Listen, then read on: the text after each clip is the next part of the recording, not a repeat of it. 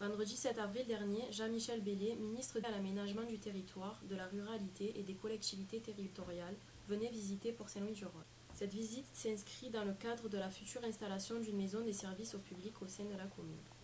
C'est entouré d'un parterre d'élus du territoire que le maire a fait faire le tour de la ville à monsieur le ministre. En commençant par l'actuel espace du citoyen, dans des locaux exigus, une vingtaine de permanences mensuelles permettent de renseigner le public et de l'aider dans un certain nombre de démarches. Un projet d'extension de ces locaux existe. Il permettra de configurer un nouvel espace plus apte à recevoir le public. CAF, CPAM, CIRFA, droit du travail, notaire ou point internet viendront compléter l'offre proposée actuellement. Le ministre a été sensible aux arguments présentés par le maire de la ville sur l'éloignement géographique des autres agglomérations. Cet éloignement s'accompagne d'une complexité de responsabilités qui la font dépendre d'Arles, Tarascon, Martigues ou la métropole selon les domaines de compétences. Monsieur le maire, d'abord, bravo. Je vois que Saint-Louis-du-Rhône est en de bonnes mains. Dynamisme, punchy, entreprenant. Je suis aujourd'hui dans la région marseillaise. En réalité, c'est vrai, venu pour, je ne dirais pas installer, mais c'est un peu ça, la métropole en compagnie du préfet, des préfets d'ailleurs.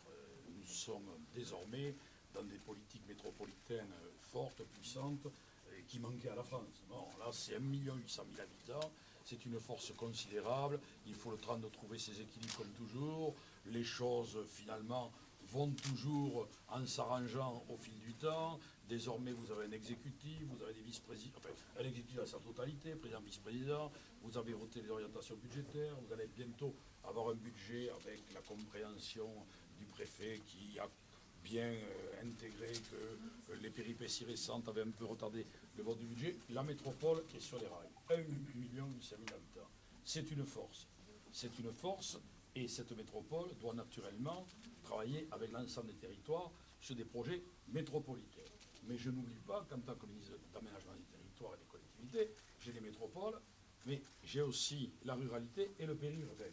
Vous avez la particularité d'être dans une zone rurale, une commune de taille moyenne et finalement périurbaine. J'ai donc tenu à venir vous voir. J'ai demandé au préfet de m'identifier ce qui symbolisait le mieux ce que je viens de dire. Il m'a dit il faut aller à Saint-Louis-du-Rhône. Voilà. Donc nous y sommes et je ne le regrette pas. D'abord parce que j'aime la mer et les bateaux, je vous le confesse. Donc déjà, je le disais au préfet tout à l'heure, quand je vois la Méditerranée, quand je vois les bateaux, je suis un homme heureux. Au-delà, parce que vous avez des projets. Et je répète ce que j'ai dit ce matin aux élus métropolitains, se plaindre des diminutions des dotations de l'État, se plaindre de la situation, c'est un mal très français, mais je l'affirme, quand on dit que l'on n'a pas d'argent, c'est que l'on n'a pas de projet en réalité. Bien sûr, c'est un peu plus compliqué qu'avant, mais nous sommes là. On l'a montré ce matin à la métropole. On m'a dit quand je suis arrivé, de vos confrères, mesdames et messieurs les journalistes, il m'a interrogé pour dire la métropole est en banqueroute. La métropole de Marseille-Aix a un taux d'endettement inférieur à la moyenne nationale des métropoles. L'État s'est engagé à ses côtés, sur la DGF que nous avons abondé de 50 millions, sur le FPIC que nous allons abonder, je parlais tellement vite, d'une quarantaine de millions. Nous sommes là pour assurer le fonctionnement. Après, restent les projets.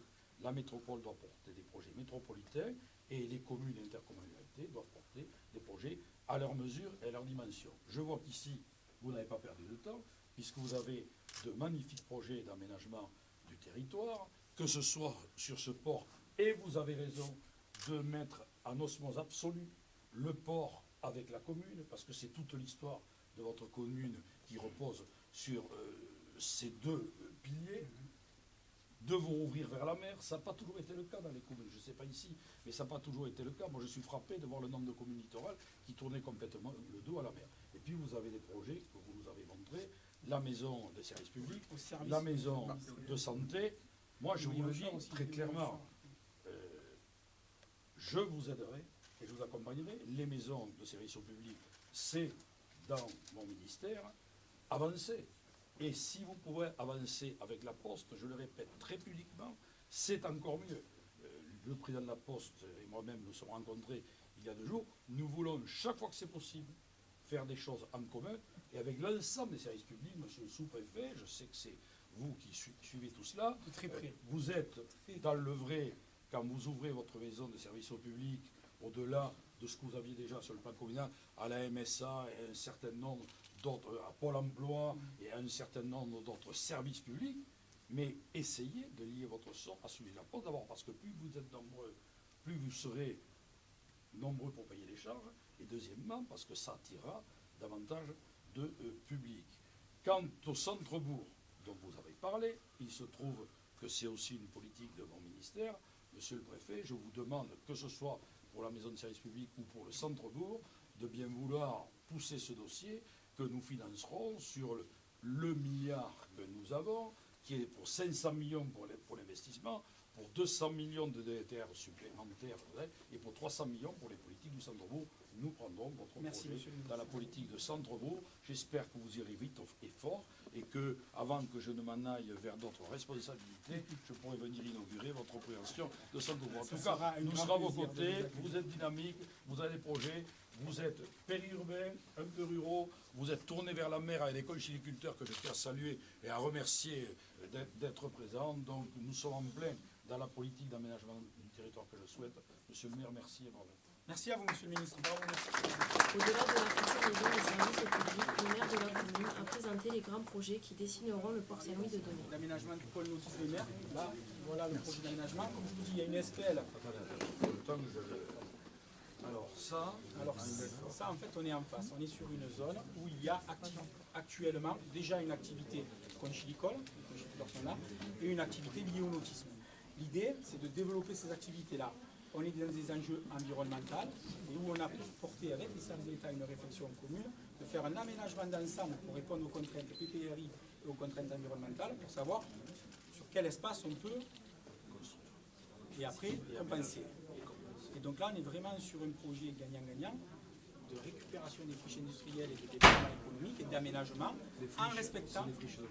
Et ici, on était la place portuaire centrale qui faisait la force de Port-Saint-Louis-du-Rhône avant que l'activité du port se déplace sur Fosse. C'est pour ça qu'on a beaucoup de dockers à Port-Saint-Louis-du-Rhône. Je suis docker. je sais. Et je continue fièrement mon activité professionnelle. Et donc, c'est vrai que ce projet-là va Donc vous permettre réorientez vers la plaisance.